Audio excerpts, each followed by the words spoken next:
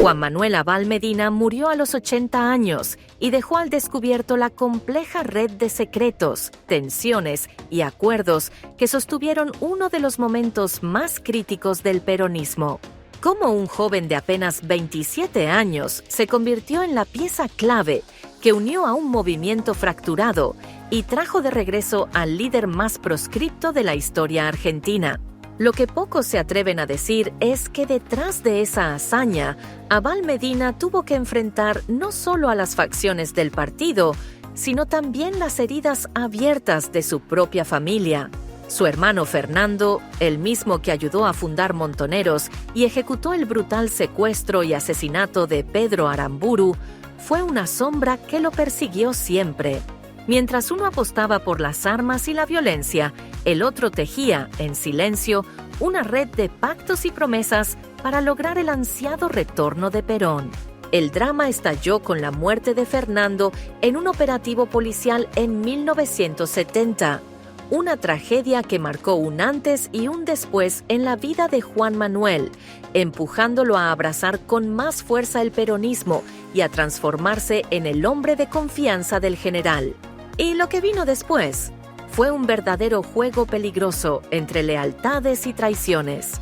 Lejos de ser solo un operador político, Abal Medina fue el rostro invisible de las negociaciones que buscaban calmar el volcán interno del peronismo. Mientras el país se dividía entre quienes querían la paz y quienes apostaban al enfrentamiento armado, él intentaba sostener un delicado equilibrio, hablando con unos y otros, tratando de evitar que el movimiento terminara devorándose a sí mismo.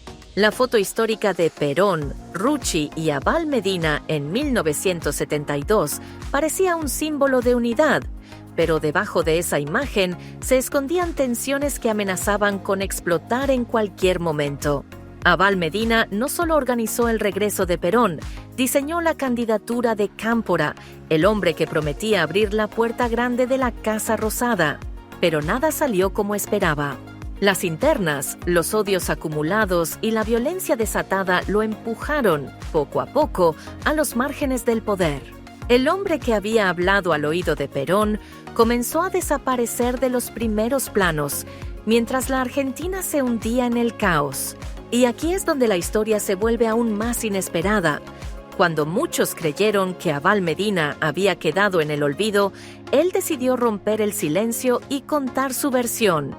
Conocer a Perón, el libro que publicó en 2022, fue un verdadero terremoto editorial.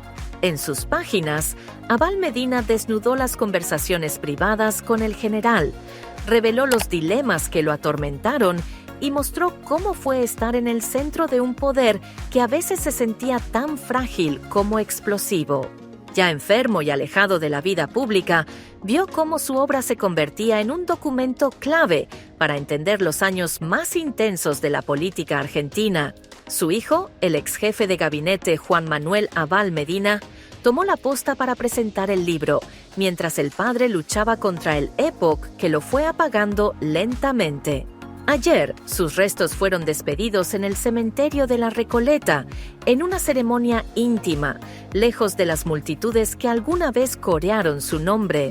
Pero el eco de su historia sigue resonando, porque lo que se esconde tras el regreso de Perón y los años 70 aún genera más preguntas que respuestas.